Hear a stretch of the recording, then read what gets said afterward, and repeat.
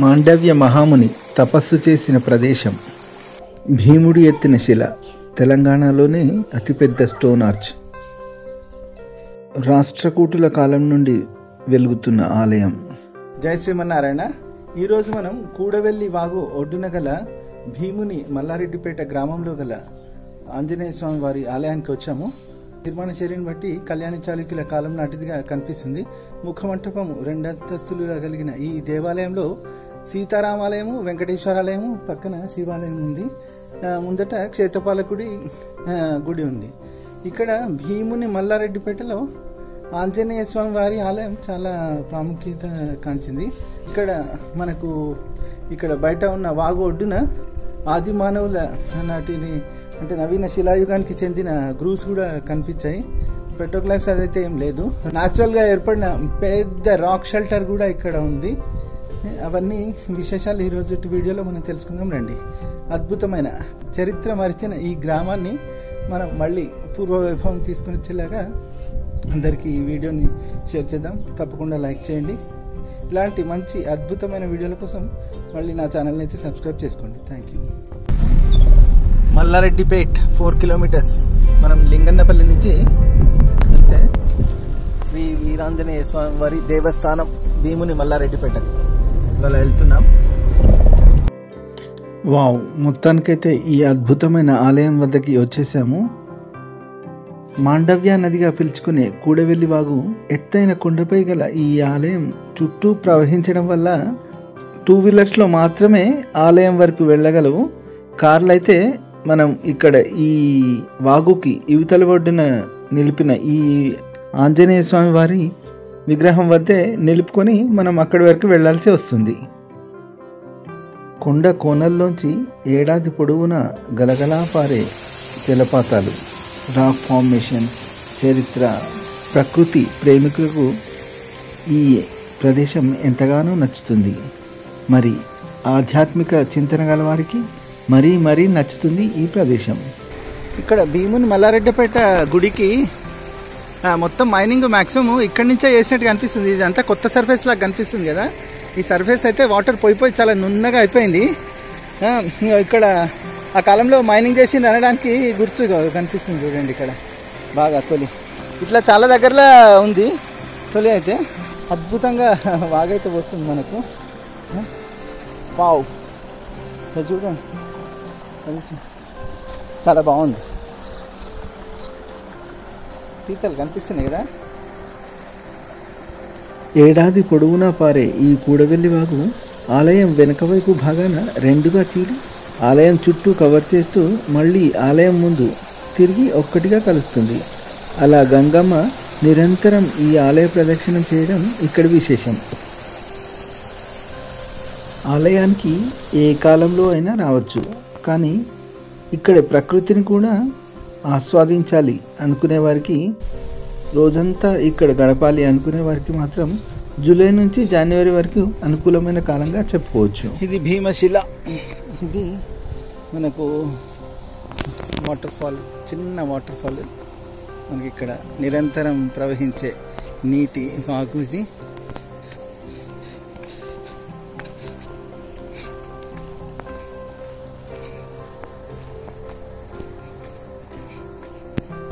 న్యాచురల్గా ఏర్పడిన భీమశిల పైనుంచి ఇదంతా ఏకశిల అన్నమాట. ఇది న్యాచురల్ స్టోన్ ఆర్చ్, తిరుపతిలో ప్రసిద్ధి చెందింది కదా, అలాంటి స్టోన్ ఆర్చ్ ఇది.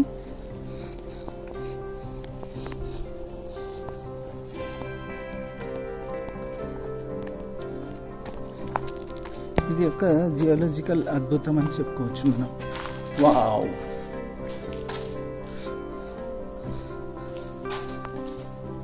భీముని బండగా చెప్తున్నారు వీళ్ళు. ఏ కాలము?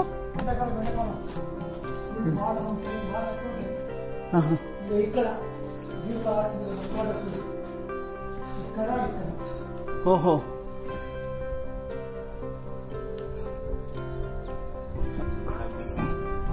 ఓకే. మోకాలు గుర్తుంటావా? మోకాలు చూడు, పొడుగున చూడు, చల్లగా ఉంది ఇక్కడ. నిద్ర వస్తా ఎండాకాలం అనిపిస్తుంది. పైన ఇంకొకటి ఉంది. ఓకే, ఈ లొంటవాడు అన్నట్లు వాటినప్పుడు ఇది తలను ఇదేమో ఇది మోకాలు పెట్టి కింద పాండవులు తమ వనవాస సమయంలో ఇక్కడ ఆడుకుంటుండగా ఇక్కడ బండ కిందికి తమ ఆట వస్తువు వెళ్తే దాన్ని తెచ్చే క్రమంలో భీముడు ఈ బండ కిందికి దూరాడని, బండను పైకి లేపే క్రమంలో మోకాల్ని కింది బండ కానించి పైన తలతో లేపగా ఈ రాక్ షెల్టర్ ఏర్పడిందని, దానికి గుర్తుగానే కింద పైన అలా గుర్తులు ఏర్పడ్డాయని ఇక్కడ స్థానికుల కథనం. దీన్ని వీరు భీముని బండగా పిలుచుకుంటారు. అలా ఇది భీముని మల్లారెడ్డిపేట అయింది. జారండి పిల్లలు, జారండి.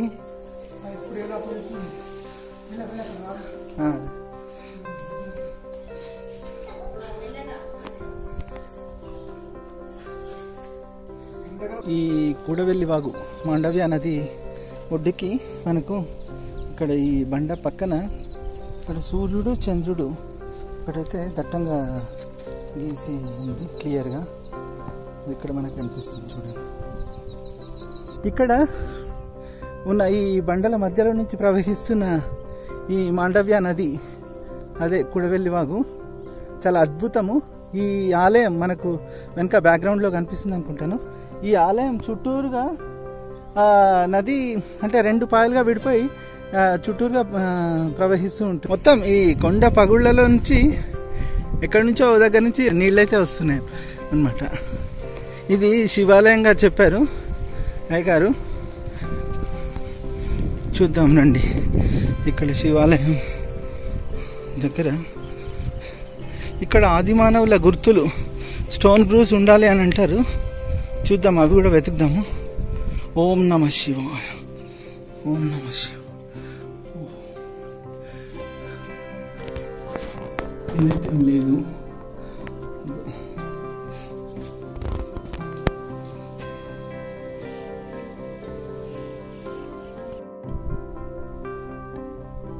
ఇక్కడైతే స్మూత్ గా గ్రైండర్ ఒకటి కనిపిస్తుంది. గ్రైండర్ ఇక్కడ కూడా గ్రూవ్స్ కనిపిస్తున్నాయి, కాకపోతే పొడవాటి గ్రూవ్స్ కనిపిస్తున్నాయి. కాకపోతే ఇవి ఏంటంటే బండలు చాలా వాటర్ ప్రవహించి ఈ రాళ్ళన్నీ చాలా స్మూత్గా అయిపోయాయి. కాబట్టి అంటే మిలియన్స్ ఆఫ్ ఇయర్స్ నుంచి వాటర్ ఇక్కడ ప్రవహిస్తుండవచ్చు. బండలన్నీ చాలా స్మూత్గా అయిపోయినాయి, మీకు కూడా కనిపిస్తుండొచ్చు. కాబట్టి ఇక్కడ మనకు గ్రూవ్స్ కనిపించే అవకాశం అయితే చాలా తక్కువ. అద్భుతమైన వాగు ఒడ్డున, కొండ ఒడ్డున మనకు ఈ దేవాలయం అయితే నిర్మించబడింది. రాముల వారి పాదాలుగా చెక్కబడి ఉన్నాయి ఇక్కడ. రాముల వారి పాదాలు అంటారని మనకు అయ్యగారు ఇందాక చెప్పారు కదా, అజయ్ శర్మ గారు చెప్పారు.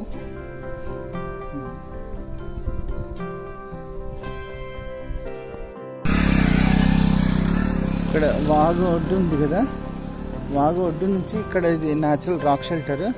ఇక్కడ నుంచి పైకి మనకు మెట్లు ఉన్నాయి.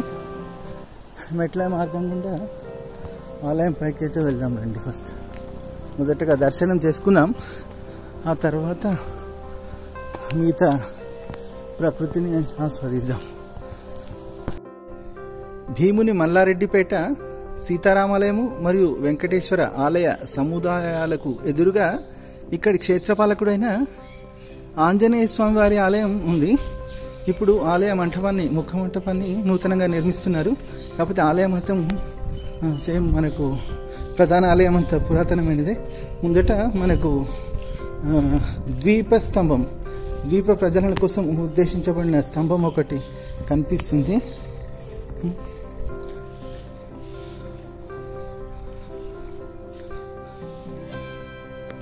గర్భాలయానికి ఇది రెండు వైపులా మనకు పూర్ణ కుంభాలు ఉన్నాయి. ఇక్కడ మనకు ఆంజనేయ స్వామి వారు దర్శనం ఇస్తారు. అద్భుతమైన ఆంజనేయ స్వామి వారి దేవాలయం ఇది. మనోజపం మారుతతుల్య వేగంజితేంద్రియం బుద్ధిమతాం వరిష్టం వాతాగ్వజం వానర యూతముఖ్యం శ్రీరామదూతం శిరసా నమామి. ఈరోజు మనం భీముని మల్లారెడ్డిపేట వీరాంజనేయ స్వామివారి స్థల పురాణం గురించి తెలుసుకుందాము. ఈ భీముని మల్లారెడ్డిపేట గ్రామంలో ముఖ్యంగా 4 దేవస్థానాలు ఉన్నాయి. అవి ఏమిటి అనగా రామాలయము, వెంకటేశ్వరాలయం, శివాలయము, ఆంజనేయ స్వామి ఆలయం. ఈ 4 దేవస్థానాలు అతి పురాతనమైన దేవస్థానాలు. స్థల పురాణం ప్రకారం ఇది కాకతీయుల నిర్మాణము అని చెబుతారు. ఇక్కడ రామాలయం, వెంకటేశ్వరాలయం మాత్రము ఇక్కడ 2000 సంవత్సరాల కింద ఉన్నాయని ఆనవాలుగా చెప్తారు. ఇక్కడ నిత్యము రాముల వారికి అలాగే వెంకటేశ్వర స్వామి వారికి అర్చకులు ప్రతినిత్యము ధూపదీప నైవేద్యము యథావిధిగా తెస్తూ ఉండగా ఒక సమయంలో నైవేద్యము ఎప్పుడైతే నైవేద్యము వారు ఆలయానికి తీసుకొని రాగానే ఆ నైవేద్యము మలంగా మారడం జరుగుతుందట. అలా ప్రతినిత్యము జరుగుతూ ఉంటే ఈ ఊరిలో పెద్ద మనుషులు అలాగే ఊరి అర్చకులు అందరూ కలిసి ఒక 6 రామాలయంలో రాముల వారిని ఇలా ప్రార్థించారట. స్వామి, మీరు ప్రతినిత్యము నైవేద్యం మలంగా మారుతుంది, దీనికి కారణం ఏమిటి, దీనికి పరిష్కారము చెప్పుము అని ఆ గ్రామస్తులు అలాగే అర్చకులు ఆ రోజు రామాలయంలో నిద్ర చేశారట. ఎవరైతే 6 ఆ రామాలయంలో నిద్ర చేశారో ఆ రోజు 6 ఆంజనేయ స్వామి వారు స్వప్నంలో కనబడి 6 ఒకే రకంగా స్వప్నంలో చెప్పాడట. ఏమని చెప్పాడట అంటే, వారికి నేను ఉన్నాను, మీరు ఒక కచ్చరం తీసుకొని కచ్చరంలో ప్రయాణం చేయండి, కచ్చరం ఎక్కడైతే ఆగుతుందో అక్కడ ఉత్తరం బాదున తవ్వండి, నేను వెళ్తాను, నన్ను తీసుకురండి ఈ గ్రామానికి అని స్వప్నంలో 6 ఒకే రకంగా చెప్పారట. ఎప్పుడైతే వారు నిద్రలేవగానే వారికి వచ్చిన స్వప్నం ఇంకో వారికి చెప్పంగా నాకు కూడా ఇదే విధంగా స్వప్నం వచ్చిందని వారు అనుకొని ఇది నిజంగా ఉంది అనుకొని ఒక వెనకట ఎడ్ల కచ్చరం తీసుకొని ఈ ఊరు నుంచి బయలుదేరారట. ఈ ఊరు నుంచి 16 గంటలు ప్రయాణం చేసినాక ఎడ్ల కచ్చరం ఒక జాగలో ఆగిందట. అక్కడ ఆగిన దగ్గర ఉత్తరం బాదుకు తవ్వడం వీళ్ళు స్టార్ట్ చేస్తే మనకు కనబడుతున్న ఈ 7.5 అడుగుల ఏకశిల విగ్రహము ఏకశిల విగ్రహము ఆ భూమిలో కనబడిందట. ఎప్పుడైతే ఈ స్వామివారు ఏ గ్రామంలో అయితే అక్కడ స్వయంగా వెలిశారో ఆ గ్రామస్తులు ఎప్పుడైతే స్వామివారు మా గ్రామంలో స్వయంగా వెలిశారో ఇక్కడే మేము ప్రతిష్ఠించుకుంటాము, మీరు తీసుకువెళ్ళడానికి లేదు అని వారు నిరాకరించారట. తీసుకుని వెళ్తానంటే నిరాకరించి ఆ గ్రామస్తులు ఒక రోజు మొత్తము ఆ ఆంజనేయ స్వామి భూమి నుంచి ఆంజనేయ స్వామి వారిని పైకి దిగడానికి 16 బండ్లు కట్టి ఊరు వాళ్ళు ఎంత ప్రయత్నం చేసినా కానీ ఆంజనేయ స్వామి వారు ఇంచు కూడా గల్లలేదట. ఎప్పుడైతే ఈ గ్రామస్తులు ఎవరైతే కచ్చరం తీసుకొని వెళ్ళిన గ్రామస్తులు స్వామివారిని నమస్కరించారట. స్వామి, నువ్వు వస్తా అంటే మేము తీసుకొని వెళ్తాము, లేదంటే మేము వెళ్ళిపోతాము అని నమస్కరించి ఎవరైతే వెళ్ళారో 6 స్వామివారిని ఈ లావడితే అమాంతం లేచాడట. ఆ విగ్రహాన్ని అమాంతం లావట్టి వీరు తెచ్చిన కచ్చరంలో పెట్టి 16 గంటలకు ఈ ఊరికి చేరుకున్నారట. ఎప్పుడైతే ఈ ఊరికి చేరుకున్నారో ఇక్కడ మనకు ఆంజనేయ స్వామి యథాస్థానంలో మనకు కనబడుతున్న ఆంజనేయ స్వామి వద్ద ఒక రాయి చెట్టు ఉండేదట. ఆ రాయి చెట్టు పైన బ్రహ్మరాక్షసి ఉండి ప్రతినిత్యము స్వామివారికి నైవేద్యం కాకుండా నైవేద్యం మలంగా చేసేదట. ఎప్పుడైతే ఈ ఆంజనేయ స్వామివారు ఈ ఊరు పొరమేళ్ళకు రాగానే ఈ రాయి చెట్టు భస్మం అయ్యిందట. గ్రామస్తులు యథావిధిగా ఆంజనేయ స్వామివారిని ఈ నదీ తీరం నుంచి తీసుకొని వచ్చి ఈ రామాలయం వెంకటేశ్వర ఆలయం మధ్యలో గ్యాప్లో శివాలయం మధ్యలో గ్యాప్లో ఈ ఆంజనేయ స్వామి వారిని ప్రతిష్ఠించాలని అనుకున్నారట. ఎప్పుడైతే స్వామివారు ఈ ఊరికి వచ్చి నది తీరానికి రాగానే ఈ భస్మమైన రాయి చెట్టు వద్దకు రాగానే ఆ కచ్చనము అనేది కదలడం లేదట. ఈ కదలపోవడం చేత ఆ గ్రామస్తులు ఆ విగ్రహాన్ని ఎలా బండ్ల నుంచి ఎలా అయితే నిలబెట్టారో అదే విధంగా స్వామివారు నిలబడి ఉన్నాడు, మనకు దర్శనమిస్తాడు. స్వామివారు ఈ గ్రామస్తులు మల్లారెడ్డిపేట గ్రామస్తులు ఇక్కడ నుంచి స్వామివారిని తీసుకెళ్లి ఆ శివాలయం పక్కన ప్రతిష్ఠించాలని ఎంత ప్రయత్నించినా గానీ స్వామివారు ఇంచు కూడా కల్లలేదట. అందుకోసమే ఇక్కడ ఈ గ్రామస్తులు ఇక్కడే స్వామివారిని ప్రతిష్ఠించారు. మనం ఏ దేవస్థానము చూసినా ఈ తూర్పు అభిముఖంగా ఉంటుంది, కానీ ఇక్కడ ఆంజనేయ స్వామి వారు పడమట ముఖంగా మనకు దర్శనమిస్తాడు. దానికి కారణం ఏమిటంటే 2 ఈ ఎక్కడైతే రాయి చెట్టు మీద బ్రహ్మరాక్షసి ఉందో అక్కడనే స్వామివారు ఉన్నది అని ఒక సాక్ష్యము. అలాగే స్వామివారి చూపు, ఈ ఆంజనేయ స్వామి వారి చూపు నిరంతరము మనకు ఎదురుగా ఉన్న రామాలయంలో రాముల వారి పాదాలకు చూస్తూ ఉన్నట్టు దర్శనం చేసుకున్నట్టు ఉంటుంది. అది ఇక్కడ ప్రత్యేకత. ఇంకో స్థల పురాణం ఏమిటి అంటే ఇక్కడ మాండవ్యముని ఆంజనేయ స్వామి వారి కోసము తపస్సు చేసిన ప్రదేశము. ఇక్కడ ఆంజనేయ స్వామి వారు నిరంతరం ఈ ప్రాంతంలో సంచరించాలని ఈ మాండవ్యముని ఇక్కడ తపస్సుకు ఉండి ఇక్కడ శివాలయాన్ని ప్రతిష్ఠించాడు. మనకు ఇక్కడ భీమన్మల్లారెడ్డిపేటలో ఉన్న శివాలయం మాండవ్యుడు 3000 సంవత్సరాల కింద ప్రతిష్ఠించిన శివాలయంగా చెప్తారు. అలాగే ఇక్కడ మనకు గుండము ప్రవహిస్తున్న నది పేరు మాండవ్య నదిగా చెబుతారు. ఈ మాండవ్య నదిలో ఎవరైతే భక్తులు స్నానమాచరించి ఈ ఆంజనేయ స్వామి వారి ప్రదక్షిణాలు చేస్తారో వాళ్ళ గ్రహ దోషాలు పోయి అలాగే సంతానం కాని వారికి సంతానం కలుగుతుందని ఇక్కడ భక్తుల నమ్మకం, ఈ ప్రాంతంలో భక్తుల నమ్మకం.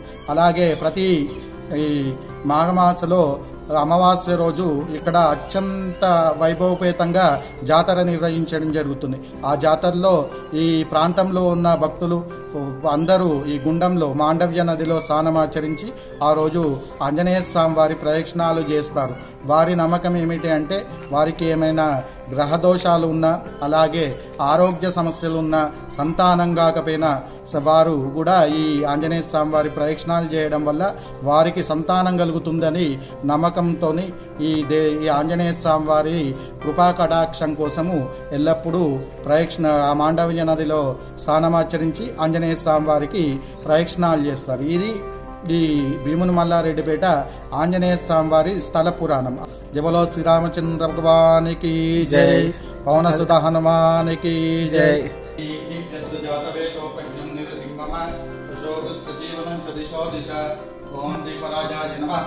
దీపం ప్రజ్వాల్యా దీపం అలం కృత్వా స్వయం అలం కృత్వాం దేవీం వాక్ష్మజనే తదేవాస్తాం విశ్వరూపాః పశవో వదంతి సానో మంత్రేషు మూర్జనుహాన. ఇదే ఆంజనేయ స్వామి వారి మంటపంలో నైరుతి దిక్కున మనకు వినాయకుడి దర్శనం మరియు ఆగ్నేయ మూలలో విశేషమైన భూదేవి నీలాదేవి సమేతుడైన అనంత పద్మనాభుడి దివ్య దర్శనం మనకు లభిస్తుంది. ఇది అత్యంత గోప్యనీయమైన దర్శనం. ఇది అందరికీ వీలు పడదు. మీరు తప్పకుండా దర్శించుకొని స్వామివారిని మనసులోనే నమస్కరించుకోండి.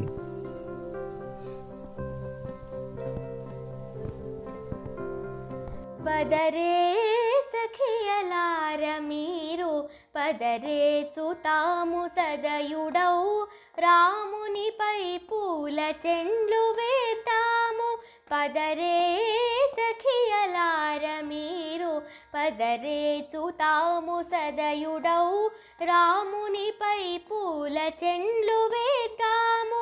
పదరే పదరే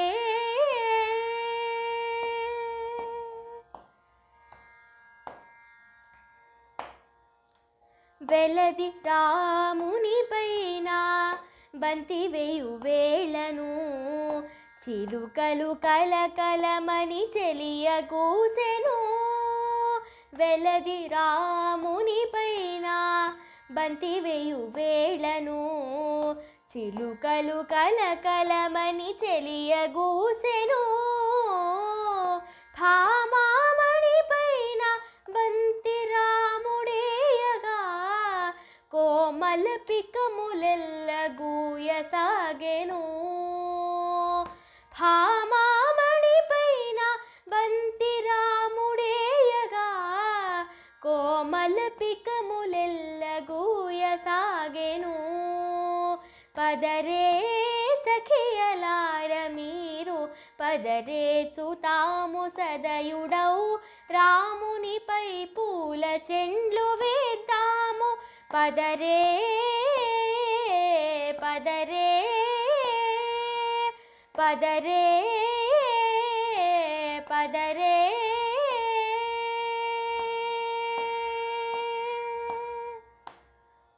ఇప్పుడు మనం చూస్తున్న ఈ భవ్యమైన ఆలయం రాష్ట్రకూటులు, చాళుక్యులు, కాకతీయులు ఇలా వివిధ రాజుల కాలాలలో దశల వారీగా అభివృద్ధి పరిచినట్టుగా ప్రముఖ చరిత్రకారులైన శ్రీ రామోజు హరగోపాల్ గారి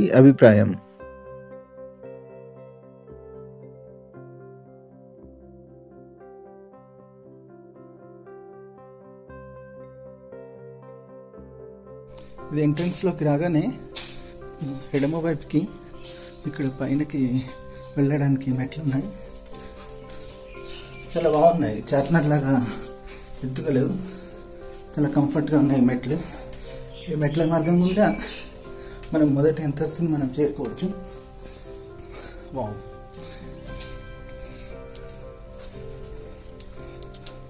నాకు తెలిసి కళ్యాణి చాళుక్యులు నిర్మించిన ఈ ఆలయం ఇంకా ఇలా చెక్కు చెదరకుండా ఉండడం ఒక అద్భుతం అని చెప్పవచ్చు.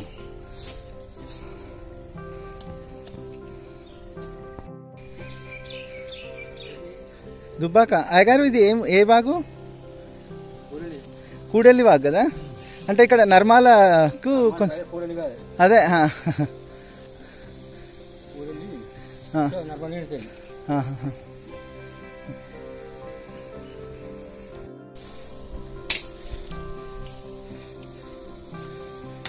ఇది రామాలయము, ఆ పక్కది వెంకటేశ్వరాలయము, ఆ పక్కది శివాలయము.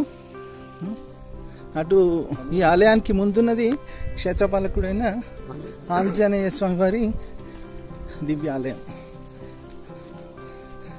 ఇక్కడ ఈ ఆలయానికి ముందుంది. ఈ ఆలయ ప్రాకార మంటపం ముఖమంటపం అనుకోవచ్చు, 2 అంతస్తులుగా ఉంది. ఇక్కడ క్షేత్రపాలకుడైన ఆంజనేయ స్వామి వారి ఆలయం ఇక్కడ నూతనంగా నిర్మిస్తున్నారు. ఇంకా పూర్తి పైకి వచ్చేసాము. అద్భుతమైన సుందర దృశ్యం ఇక్కడి నుంచి కనిపిస్తుంది. వాగు యొక్క జల సవ్వడులు ఇక్కడ కూడా వినిపిస్తున్నాయి, మీకు కూడా వినిపిస్తున్నాయి అనుకుంటాను. రైనీ సీజన్లో వస్తే ఇంకా చాలా బాగుంటుంది. మొదటగా మనం ధ్వజస్తంభం వద్ద ఉన్న ఆంజనేయ స్వామి వారి దర్శనంతో రామచంద్రాలయానికి వెళ్దాం. ఆ సీతారామచంద్ర స్వామి దర్శనం చేసుకుందాం.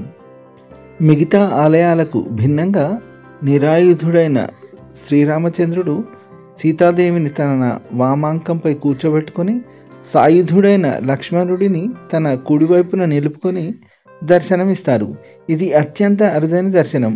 ఇలా మనకు కేవలం గంభీరావుపేట, ధర్మాజిపేట ఇలా 1-2 ఆలయాల్లో మాత్రమే ఇలాంటి దర్శనం మనకు లభిస్తుంది.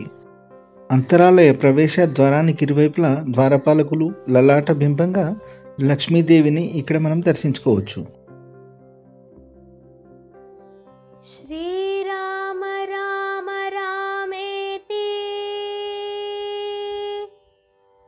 రమే రామే మనోరమే సహస్రనామ తత్తుల్యం రామనామం వరాననే. ఇక్కడ లలాట బింబంగా లక్ష్మీ అమ్మవారు కనిపిస్తున్నారు.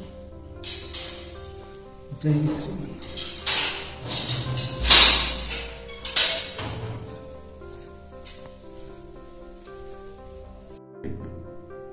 ఇక్కడ మనకు ప్రత్యేకత ఏమిటంటే రాముల వారి వామాంకంపై సీతాదేవి నెలకొని ఉంది.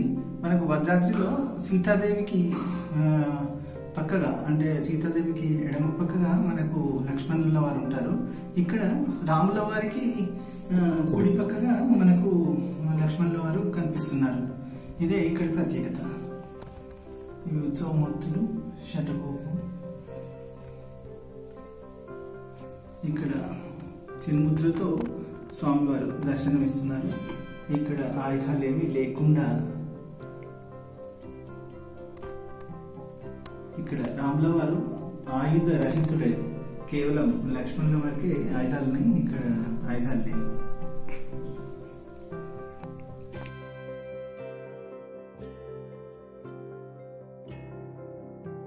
రండి, ఇప్పుడు మనం ఆ వెంకటేశ్వరుడి దర్శనం చేసుకుందాం.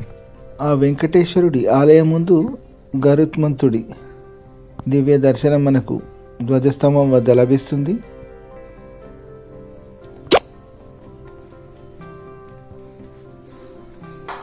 ఓం నమో వెంకటేశాయ నమః. గర్భాలయ ప్రవేశ ద్వారానికి ఇరువైపులా ద్వారపాలకులు అలివేలు మంగ పద్మావతి సమేతుడైన ఏకశిలా రూపంలో మనకు వెంకటేశుడి దివ్య దర్శనం మనకు ఇక్కడ లభిస్తుంది.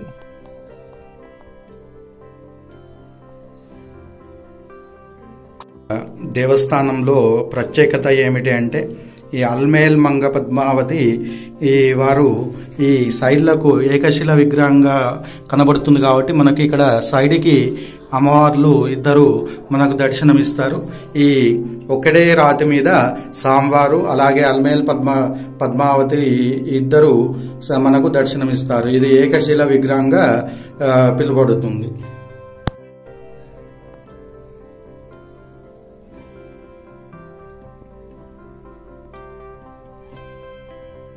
ఏకశిలా విగ్రహానికి స్వామివారి పాదాలకు ఇరువైపులా అలివేలుమంగా పద్మావతి అమ్మవారు కూడా ఇక్కడ చెక్కబడి ఉన్నారు. అభయహస్తం కటిహస్తంతో స్వామివారు చతుర్భుజుడై పైన శంకు చక్రాలతో మకుట మాణిక్యాలతో అలరాడుతున్న ప్రత్యేక శిల్పం ఇది. ఇక్కడ గర్భాలయం ముందు వైపు సిమెంట్తో చేసిన సీతారాముల విగ్రహాలు బహుశా శ్రీరామనవమి కళ్యాణం కోసం ఉద్దేశించబడినవి కావచ్చు. పక్కన మనకు ద్వారపాలకులు కనిపిస్తున్నారు. ఇక్కడ కళ్యాణి చాళుక్యులు రాష్ట్రకూటుల కాలం నాటి శైలి పూర్ణ కుంభాలు గర్భాలయ ప్రవేశ ద్వారానికి ఇరువైపులా ఉన్నాయి. వెంకటేశ్వర స్వామి దర్శనం.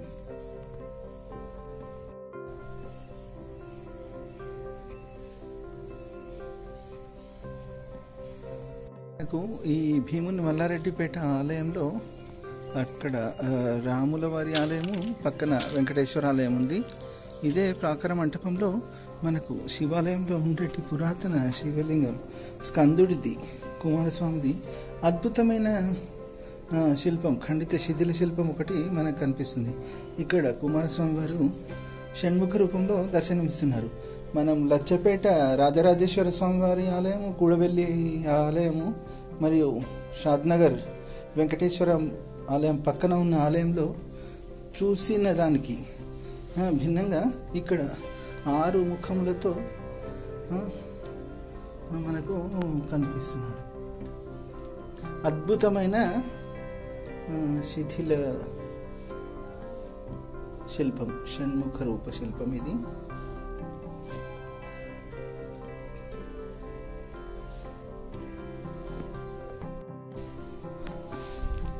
భీముని మల్లారెడ్డిపేట ఆలయంలో మనకు ఉత్తరం వైపు ఉన్న ద్వారం గుండా బయటకు వెళ్తే మనకు అద్భుతమైన శివాలయం కనిపిస్తుంది. ఇటువైపు కూడా ఒక ముఖ మంటపం అయితే ఉంది, అద్భుతమైన నిర్మాణం.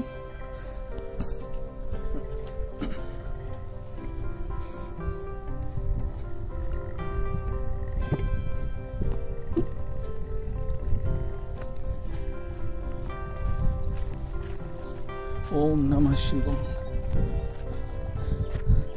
ఇది దాదాపు 100 ఏళ్ల కిందటి ధ్వజస్తంభం అనుకోవచ్చు. ఈ ఆలయం కూడా చాలా పాతదే, కళ్యాణి చాళుక్యుల నిర్మాణం ఇది. ఇక్కడ అద్భుతమైన నంది ఉంది. మనం కూడలివాగు ఒడ్డున చూసాం కదా, అలాంటి నందీశ్వర శిల్పం ఇది.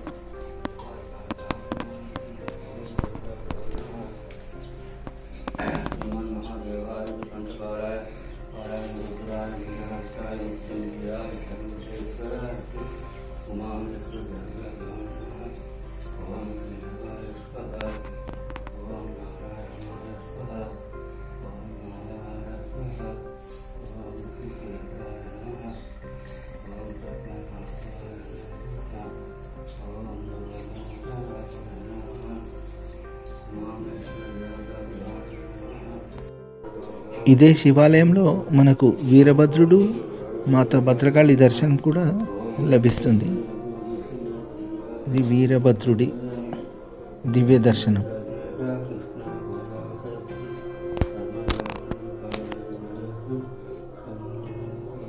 ఒకసారి ఇట్లా చూస్తా.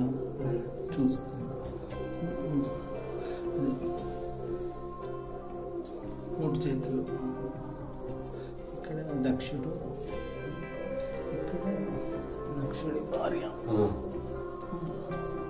కనిపిస్తుంది.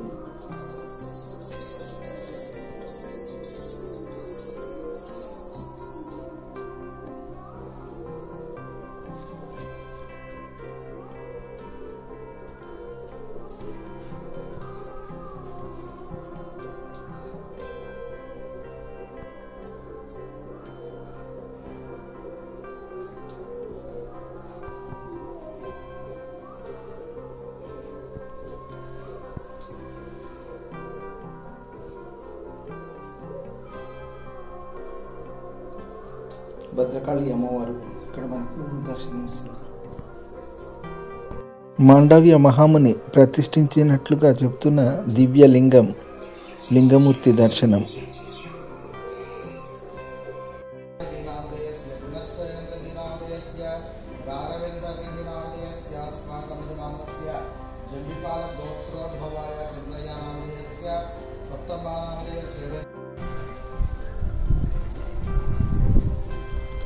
ఇది వెంకటేశ్వర ఆలయానికి దారి, అదేమో రాములవారి ఆలయానికి దారి. ఇది ముఖమంటపం, ఆలయ ముఖమంటపము భక్తుల విడిది కోసం ఉద్దేశించబడిన మంటపం ఇది.